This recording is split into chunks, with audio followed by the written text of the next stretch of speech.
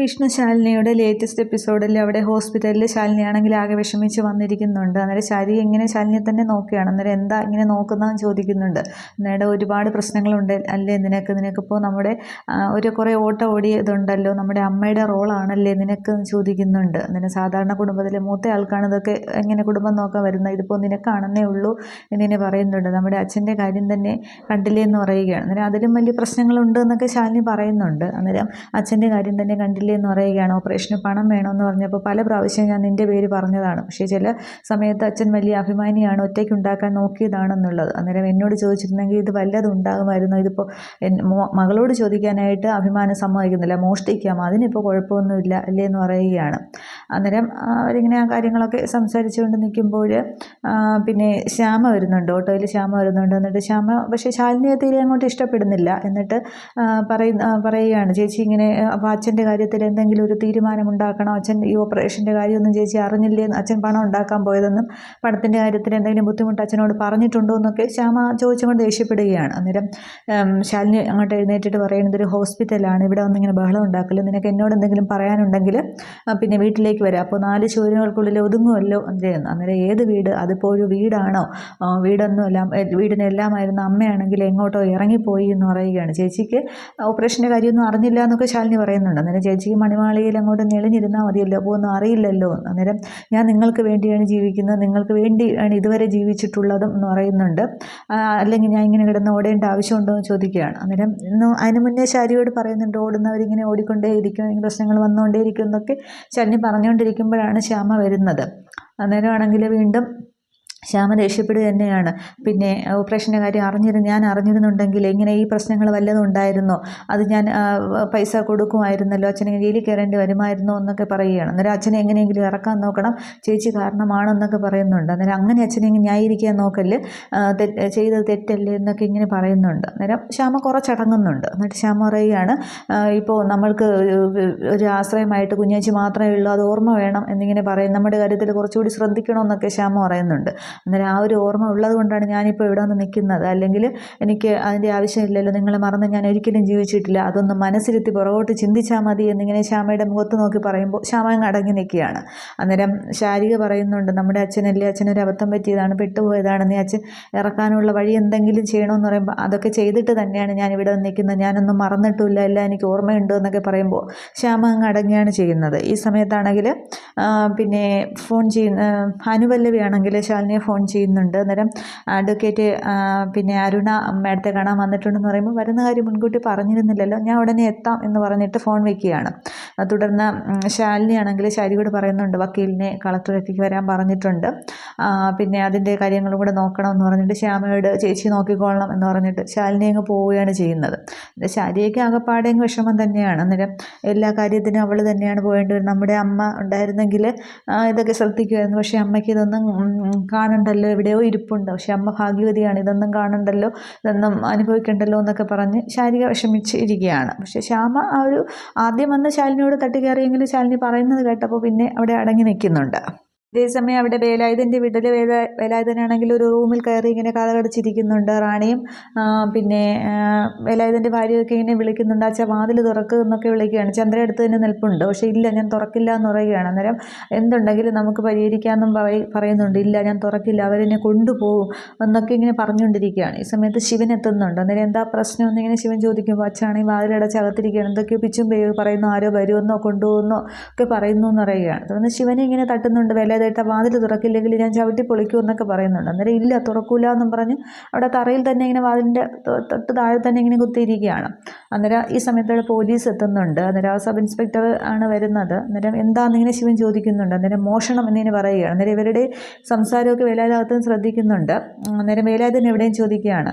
അന്നേരം അച്ഛൻ വന്നപ്പോൾ മുതൽ കതകടച്ച് ഇരിക്കുകയാണ്, തുറക്കുന്നില്ല എന്നിങ്ങനെ ചന്ദ്ര പറയുന്നുണ്ട്, റാണി പറയുന്നുണ്ട്. അന്നേരമാണെങ്കിൽ പിന്നെ ശിവനും പറയുന്നുണ്ട്, ഞാൻ വാതിൽ ചവിട്ടി പൊളിക്കാൻ നോക്കുകയാണ്, അന്നേരം നിങ്ങളിനി തുറക്കണ്ട, പിന്നെ ഞങ്ങൾ കൊണ്ടുപോയിക്കോളാം അവനെന്ന് പറയുകയാണ്. അന്നേരം വേലായുധ തുറക്കുമെന്ന് പറയുമ്പോൾ ഇല്ല ഞാൻ തുറക്കൂല എന്നിങ്ങനെ പറയുന്നുണ്ട്. അന്നേരമാണെങ്കിൽ പെട്ടെന്ന് പിന്നെ ഈ പോലീസുകാരൻ പറയുകയാണ്, ശരി നീ തുറക്കണ്ട, പിന്നെ നിൻ്റെ ഭാര്യയും മകളെയും കൊണ്ടുപോയിക്കോളാം, നീ ചെയ്ത കുറ്റമെല്ലാം അവരുടെ തലയിൽ വെച്ചോളാം, കൊണ്ടുപോകുക എന്ന് പറയുമ്പോൾ വേലായുധ ഇങ്ങനെ ശ്രദ്ധിക്കുകയാണ്, അവരെ കൊണ്ടുപോകുമെന്ന് അറിയുമ്പോൾ. തുടർന്ന് കോൺസ്റ്റബിൾ പറയുന്നുണ്ട്, തൃക്കരിപ്പൂർ ബന്ദിപ്പൂർ ശിവക്ഷേത്രത്തിൽ മോഷ്ടിച്ചതാണ്, ഭഗവാന്റെ പൈസ സത്യമുള്ളതാണ്, അതുകൊണ്ടാണ് 2 എണ്ണത്തിനെ പിടിക്കാനായത് എന്നൊക്കെ പറയുന്നുണ്ട്. ഞങ്ങൾ കൊണ്ടുപോകുന്നതിന് ചെയ്യുന്നു പറയും. വീണ്ടും ഇങ്ങനെ പോലീസ് തട്ടുമ്പോൾ തുറക്കൂല എന്ന് പറയും. അന്നേരം ശരി നീ തുറക്കണ്ട, പിന്നെ ഇവരെ എന്തായാലും കൊണ്ടുപോകും, ഇവരെ പിടിച്ച് അകത്ത് കയറ്റിടുമെന്ന് ഇങ്ങനെ പറയുമ്പോൾ പെട്ടെന്ന് വേലായുധൻ കഥവ് തുറന്ന് വരികയാണ് ചെയ്യുന്നത്. അന്നേരമാണെങ്കിൽ റാണിയാണെങ്കിൽ ഓടിയും ചോദിക്കും എന്താ വെച്ചാൽ ഇതൊക്കെ എന്ന് ചോദിക്കുകയാണ്. അന്നേരം പറ്റിപ്പോയി മോളെ എന്ന് പറയുകയാണ്. അന്നേരം എന്താ വേലായുധേട്ടാ എന്നൊക്കെ ശിവനും ചോദിക്കുന്നുണ്ട്. അന്നേരം പറ്റിപ്പോയി, ഒരു അബദ്ധം പറ്റിയതാണ് എന്നിങ്ങനെ പറയുന്നുണ്ട്. അന്നേരം പിടിച്ച് അവരൊക്കെ മാറി നിൽക്കുന്നൊക്കെ റാണിയോട് പോലീസ് ദേഷ്യപ്പെടുമ്പോൾ അവർ പാവങ്ങളാണ്, ഞാനല്ലേ തെറ്റിച്ചീത്ത, ഞാൻ ശിക്ഷ അനുഭവിച്ചോളാം എന്ന് പറഞ്ഞ് പോലീസ് അവരെ വേലായുധനെ കൊണ്ടുപോവുകയാണ് ചെയ്യുന്നത്. അന്നേരം റാണി ആകെ കരഞ്ഞ് ശിവനോട് പറയാം അച്ഛനെന്തോ അബദ്ധം പറ്റിയാണ്, അച്ഛനെ രക്ഷിക്കണം, ഞങ്ങൾക്ക് ആരുമില്ല എന്നും പറഞ്ഞ് ഇങ്ങനെ ശിവന് മുമ്പിൽ തൊഴുത് റാണി നിൽക്കുന്നുണ്ട്. ചന്ദ്രയും ഒക്കെ ഇത് സങ്കടത്തോടെ നോക്കിയാണ്. ശിവൻ എന്ത് ചെയ്യണമെന്നറിയാതെ ഇങ്ങനെ ആലോചിച്ച് നിൽക്കുന്നുണ്ട്. അന്ന് ശാലിനിയാണെങ്കിൽ കളക്ടറുടെ ആ ചേമ്പറിൽ എത്തുന്നുണ്ട്. അന്നേരം അരുണയാണെങ്കിൽ ഇവിടെ കാത്തിരിക്കുകയാണ്. അന്നേരം വക്കീൽ എന്തായാലും മുന്നറിയിപ്പും ഇല്ലാതെ ഒരു അന്വേഷണമാണോ എന്നൊക്കെ ചോദിക്കുന്നുണ്ട്. അന്നേരം സർക്കാർ ഓഫീസിലെ പഞ്ചിങ്ങിൻ്റെ കൃത്യനിഷ്ഠയെക്കുറിച്ചാണ്, ആദ്യം കളക്ടറിൽ നിന്ന് തന്നെ തുടങ്ങാമെന്നൊക്കെ പറഞ്ഞൊരു തമാശ രൂപേണ സംസാരിക്കുകയാണ്. അന്നേരം എല്ലാ സർക്കാർ ഓഫീസിലും പോയി പിന്നെ ഒരു പരിശോധന വരും, അരുണയുടെ ഒറ്റ ഹർജി കൊണ്ടെന്ന് പറയുകയാണ്. 10-11 മണി തന്നെയാണ് അവരുടെ പഞ്ചിങ് ടൈം എന്ന് പറയുന്നുണ്ട്. അന്നേരം അത് കഴിഞ്ഞ് ഫയൽ തുറക്കുമ്പോൾ പിന്നെ 12 മണിയാവും എന്ന് പറയുന്നുണ്ട്, അരുണ പറയുകയാണ്. അന്നേരം ശാലിനി പറയുന്നുണ്ട് അപ്പോൾ പിന്നെ ലഞ്ചിനുള്ള സമയമെന്നല്ലേ പറയാൻ വരുന്നതെന്നൊക്കെ അവരിങ്ങനെ സംസാരിച്ചിരിക്കുകയാണ്. അന്നേരം ഞാൻ വന്നത് പിന്നെ ശാലിനിയുടെ അച്ഛൻ്റെ ആ കേസിൻ്റെ കാര്യം പറയുകയാണ്. ഇപ്പോൾ ഒരാളെ കൂടി പിടിച്ചിരിക്കുന്നു എന്ന് കേട്ടു എന്ന് പറയുകയാണ്. അന്നേരം 100,000 പ്രശ്നങ്ങൾക്കിടയിലാണ് അച്ഛനായിട്ട് കേസ് ഉണ്ടാക്കിയിരിക്കുന്നത്, അരുണയ്ക്ക് കാര്യങ്ങളൊക്കെ അറിയാമല്ലോ എന്ന് പറയുകയാണ്. തൊണ്ടി മുതലോടുകൂടിയാണ് പിടിച്ചിരിക്കുന്നത്, നമുക്കൊരു പോരായ്മ തന്നെയാണെന്ന് പറയുമ്പോൾ ശാലിനി ചോദിക്കുന്നുണ്ട് ജാമ്യം കിട്ടാൻ എന്തെങ്കിലും പ്രയാസം ഉണ്ടാവുമെന്ന്. ആദ്യം കോടതിയിൽ ഹാജരാകട്ടെ, പിന്നെ നമുക്ക് ജാമ്യത്തിലുള്ള ഹർജി മൂവ് ചെയ്യാമെന്ന് പറയുകയാണ്. പിന്നീട് അരുണ പറയുന്നുണ്ട് ഞാൻ ഒരു കാര്യം കൂടി ചോദിച്ചറിയാനാണ്, ശിശുക്ഷേമ വകുപ്പിൽ എന്തെങ്കിലും പറഞ്ഞിരുന്നോ എന്നിങ്ങനെ ചോദിക്കുകയാണ്. അന്നേരം നാളെ ചെന്നാൽ മതി, ചെന്നിട്ട് സൂപ്രണ്ടിനെ കണ്ടാൽ മതി, ബാക്കിയെല്ലാം പറഞ്ഞു വെച്ചിട്ടുണ്ടെന്ന് പറയുമ്പോൾ അരുണയ്ക്ക് ആകെപ്പാട് സന്തോഷമാകുന്നുണ്ട്. അപ്പോൾ താങ്ക് യു, ഞാൻ ഇറങ്ങിയാണ്, ബാക്കിയൊക്കെ ഫോണിൽ പറയാമെന്ന് പറയുന്നുണ്ട്. അന്നേരം അച്ഛനോടും അമ്മയോടും ഒക്കെ അന്വേഷണം പറയണം, എസ്പെഷ്യലി യുവർ മൂർത്തി എന്നിങ്ങനെ പറയുമ്പോൾ എല്ലാം പറഞ്ഞേക്കാമെന്ന് പറഞ്ഞിട്ട് അരുണ സന്തോഷത്തോടെ പോകുന്നുണ്ട്. അതിനുശേഷം രേഷ്മയാണെങ്കിൽ ശാലിനിയെ ഫോൺ ചെയ്യുന്നുണ്ട്. അന്നേരം ശാലിനി അന്വേഷിച്ചിരുന്നു എന്ന് ചോദിക്കുകയാണ്. അന്നേരം വിളിച്ചിട്ട് കിട്ടിയില്ല, അതുകൊണ്ടാണ് മെസ്സേജ് അയച്ചത്. അന്നേരം ഞാൻ കോയമ്പത്തൂരായിരുന്നു, എന്തെങ്കിലും അത്യാവശ്യം ഉണ്ടോ എന്ന്. ഞാൻ അത്യാവശ്യമുള്ളത് തന്നെയാണ്, അത് അറിഞ്ഞപ്പോൾ മുതൽ ഞാൻ ആകെ ടെൻഷനിലാണ്, അപ്പോൾ തന്നെ ചോദിക്കണമെന്ന് കരുതി. പഴയ കാര്യങ്ങളൊക്കെ റീവൈൻഡ് ചെയ്ത് വരുന്നുണ്ട്, പക്ഷേ എല്ലാത്തിനും ഒരു ഉത്തരം കിട്ടുന്നില്ല എന്ന് പറയുമ്പോൾ ശാലിനി ഇപ്പോഴും കാര്യം പറഞ്ഞില്ല എന്നിങ്ങനെ രേഷ്മ പറയുന്നുണ്ട്. അത് കാര്യം ഇത്രയേ ഉള്ളൂ, ശിവൻ്റെ ഹാർട്ട് മാറ്റി വെച്ചതാണ് എന്ന് പറയുമ്പോഴേ രേഷ്മ ആ കുഴപ്പത്തിലാവുന്നുണ്ട്. എനിക്ക് ഒറ്റ കാര്യം അറിയേണ്ടതുള്ളൂ, വിഷ്ണുവിൻ്റെ ഹാർട്ടാണോ ശിവന് കൊടുത്തിരിക്കുന്നതെന്ന് ചോദിക്കുകയാണ്. അന്നേരം ഈശ്വര ഇതിപ്പോൾ എല്ലാം അറിഞ്ഞുകൊണ്ടുള്ള ചോദ്യമാണെന്ന് തോന്നുന്നു, എന്ത് പറഞ്ഞാലും സൂക്ഷിച്ച് പറയണം എന്നിങ്ങനെ രേഷ്മ ആകപ്പാടെ ഇങ്ങനെ ഇരിക്കുകയാണ്. അന്നേരം രേഷ്മ കേൾക്കുന്നില്ല, എന്താ വിഷ്ണുവിൻ്റെ ഹാർട്ടാണോ ശിവന് വെച്ചിരിക്കുന്നതെന്ന് ചോദിക്കുമ്പോൾ പെട്ടെന്ന് രേഷ്മ പറയുന്നുണ്ട് ഇല്ല, അത് മധുരയിലുള്ള ആർക്കുമാണ്, കറക്റ്റ് ഡീറ്റെയിൽസ് ഹോസ്പിറ്റലിൽ കാണും, പക്ഷെ നമുക്ക് അതൊന്നും കിട്ടാനുള്ള വഴിയില്ല എന്ന് പറഞ്ഞ് പെട്ടെന്ന് രേഷ്മ ഫോൺ കട്ട് ചെയ്യുകയാണ്. ശാലിനി ആണെങ്കിൽ പിന്നീട് ഹലോ ഹലോ എന്ന് ആക്കുന്നുണ്ട്, പക്ഷെ കിട്ടുന്നില്ല. എന്നിട്ട് ശാലിനി ആകെ ടെൻഷനിലിരിക്കുകയാണ്. രേഷ്മ പറഞ്ഞത് സത്യമാണെങ്കിൽ വിഷ്ണുവിൻ്റെ ഹാർട്ട് ആർക്കായിരിക്കും കൊടുത്തത് എന്നിങ്ങനെ പറഞ്ഞ് ചിന്തിച്ച് നിൽക്കുന്നുണ്ട്. പക്ഷേ അന്നേരം പിന്നെ രേഷ്മ അവിടെ ആലോചിക്കുന്നുണ്ട് ശാരദാമ്മ പറഞ്ഞത്. അന്നേരം അതിനുശേഷമാണ് ശാലിനിയോട് പറയുന്നത് ശിവനാണെങ്കിൽ അവരുടെ അടുത്തെത്തി കഴിഞ്ഞു, പക്ഷേ ആ വിഷ്ണുവിൻ്റെ ശാലിനിയുടെ ആ ഒരു ബന്ധത്തിൻ്റെ പവിത്രത നമ്മൾ നഷ്ടപ്പെടുത്തരുത്, അതുകൊണ്ട് പറയരുത് എന്ന് പറഞ്ഞത് രേഷ്മ ആലോചിക്കുന്നുണ്ട്. ഇതേസമയം ശിവനാണെങ്കിൽ കുട്ടികളെയും കൊണ്ട് വീട്ടിലേക്ക് പോവുകയാണ് സ്കൂളിൽ നിന്ന്. അന്നേരം പറയുന്നിങ്ങനെ സത്യം പറയുകയാണ്. അന്നേരം ശിവനെ ശ്രദ്ധിക്കുന്നുണ്ട്. അന്നേരം എന്താ ചോദിക്കുമ്പോൾ അതേ അങ്കിളെ, അത് പരീക്ഷ വല്ല ആണോ എന്നൊക്കെ ശിവൻ ചോദിക്കുന്നുണ്ട്. അന്നേരം പരീക്ഷ ഉണ്ടാകുന്ന പേടിക്കുന്നവരല്ല ഞങ്ങളെന്നൊക്കെ പപ്പി പറയുന്നുണ്ട്. അന്നേരം പിന്നെ എന്താ പ്രശ്നം ചോദിക്കുമ്പോൾ ഇത് അവിടെ കുഞ്ഞാവയാണെങ്കിൽ നമ്മുടെ അനിയത്തിയല്ലേ ചോദിക്കുകയാണ്, നമ്മുടെ അമ്മയുടെ പിന്നെ ചേച്ചിയുടെ മോള്, അപ്പോൾ നമ്മുടെ അനിയത്തിയല്ലേ ചോദിക്കുക. അന്നേരം അതേന്ന് പറയുന്നുണ്ട്. അപ്പോൾ പിന്നെ കുഞ്ഞാവയുടെ ചേച്ചിമാരല്ലേ ഞങ്ങളും ചോദിക്കുക. അന്നേരം ഇതല്ലേ ഇപ്പോൾ തിരിച്ച് ചോദിച്ചതെന്ന് ശിവൻ പറയുന്നുണ്ട്. അന്നേരം അത് ശരി തന്നെ, അപ്പോൾ കുഞ്ഞാവയോട് ചേച്ചിമാരാ ഞങ്ങൾക്ക് ഇല്ലേ ഉത്തരവാദിത്തങ്ങളൊക്കെ ഇല്ലേന്ന് ചോദിക്കുക. അന്നേരം എന്ത് ഉത്തരവാദിത്വം ചോദിക്കുകയാണ്. അന്നേരം ഏതൊരു കൂട്ടുകാരിയുടെ പേര് പറഞ്ഞിട്ട് അവളാണെങ്കിൽ കുഞ്ഞാവയ്ക്ക് വേണ്ടി പിന്നെ കളിപ്പാട്ടം, കൺമഷി, ചാന്ത ഒക്കെ വാങ്ങിച്ചു, അപ്പോൾ അതുപോലെ ഞങ്ങൾക്ക് വാങ്ങിക്കണ്ടേ എന്ന് പറയുകയാണ്. ആ ഒരു ഉത്തരവാദിത്വം നമുക്കില്ലേന്ന്.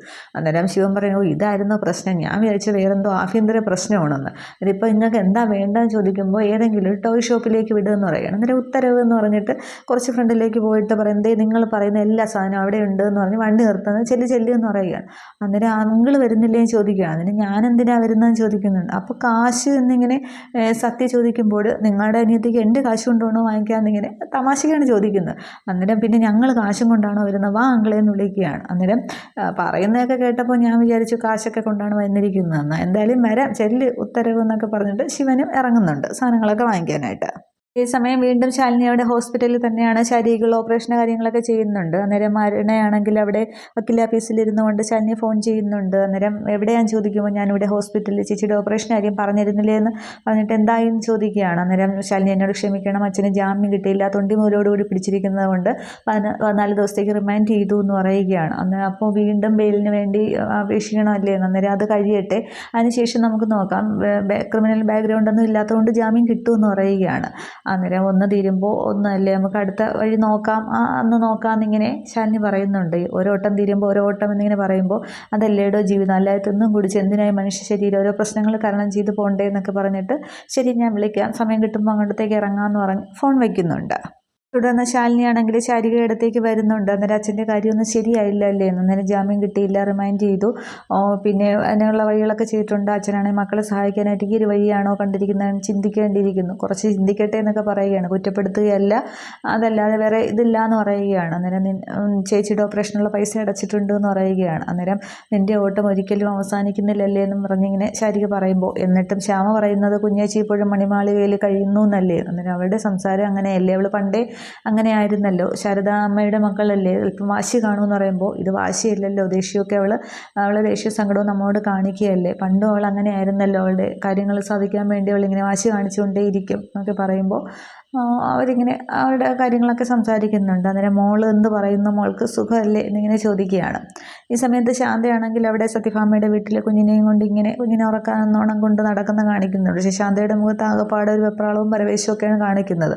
അതായത് വേലായുധനല്ല രാജേന്ദ്രൻ്റെ കയ്യിൽ എങ്ങനെ കുഞ്ഞിനെ കൊടുക്കും എന്നുള്ള രീതിയൊക്കെയാണ് ശാന്തയുടെ ചിന്തിക്കുന്നത്. ഇത്രയുമാണ് ഈ ഒരു എപ്പിസോഡിൽ കാണിക്കുന്നത്. അപ്പോൾ ഇനി പിന്നെ രാജേന്ദ്രൻ കുഞ്ഞിനെ കൊണ്ടുപോകുമോ, എന്താകും എന്നുള്ളതൊക്കെയാണ് നമുക്ക് വരും എപ്പിസോഡിൽ കാണാം. Okay, thank you.